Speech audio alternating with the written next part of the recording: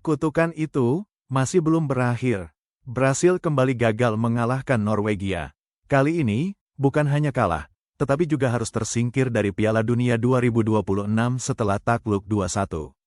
Yang lebih mengejutkan, justru Norwegia yang mengendalikan pertandingan. Tim yang selama ini dianggap kuda hitam tampil seperti raksasa, sementara Brasil dipaksa mengejar permainan.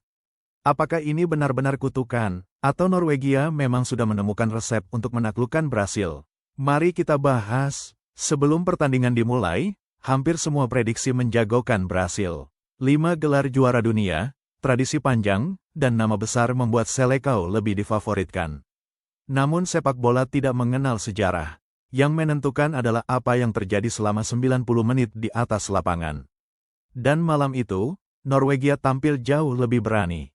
Kalau melihat statistik, kita akan menemukan sesuatu yang sangat tidak biasa. Norwegia menguasai bola hingga 66%. Sementara Brasil hanya 34%. Biasanya Brasil dikenal dengan permainan indah dan dominasi penguasaan bola. Namun kali ini semuanya terbalik. Norwegia memainkan permainan yang tenang, sabar, dan percaya diri. Mereka mencatat 653 operan dengan akurasi 91%. Brasil hanya mampu membuat 313 operan. Artinya, Norwegia benar-benar mengontrol ritme pertandingan. Brasil memang melepaskan 12 tembakan, lebih banyak dibanding Norwegia yang hanya 9. Namun efektivitas menjadi pembeda. Norwegia menghasilkan 5 tembakan tepat sasaran dan berhasil mencetak 2 gol. Brasil hanya mampu mencetak 1 gol melalui penalti Neymar pada menit 90 plus 1-0.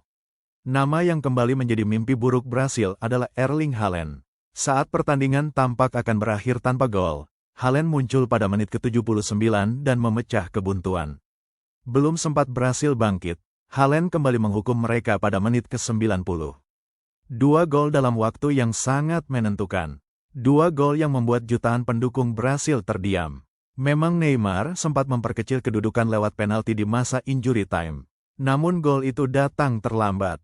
Peluit panjang berbunyi. Brasil tersingkir. Norwegia melangkah ke babak berikutnya. Lalu mengapa banyak orang menyebut ini sebagai kutukan Norwegia? Bukan karena hal mistis, melainkan karena ada pola yang terus berulang. Setiap kali bertemu Norwegia, Brasil selalu gagal menang. Padahal Brasil mampu mengalahkan banyak negara besar. Namun saat menghadapi Norwegia, hasilnya selalu berbeda. Seolah-olah ada tembok yang tidak mampu mereka runtuhkan. Dalam dunia sepak bola, kondisi seperti ini sering disebut sebagai kutukan. Padahal yang terjadi biasanya adalah kombinasi antara rekor pertemuan, tekanan mental, dan gaya bermain lawan yang memang sangat menyulitkan. Dan malam ini, cerita itu kembali terulang. Norwegia tidak hanya menang, mereka menang dengan permainan yang lebih dominan. Lebih banyak menguasai bola, lebih rapi dalam membangun serangan, lebih efektif memanfaatkan peluang. Ini menjadi bukti bahwa kemenangan mereka bukan sekadar keberuntungan. Bagi Brasil, ini adalah saat yang tepat untuk melakukan evaluasi besar. Karena nama besar saja tidak cukup untuk memenangkan pertandingan.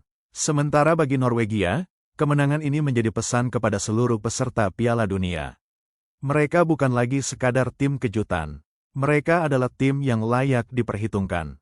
Penutup, menurut kalian, apakah ini hanya kebetulan, atau Norwegia memang sudah menjadi kutukan bagi Brasil dalam arti kiasan karena gaya bermain mereka selalu berhasil membuat Selecao kesulitan?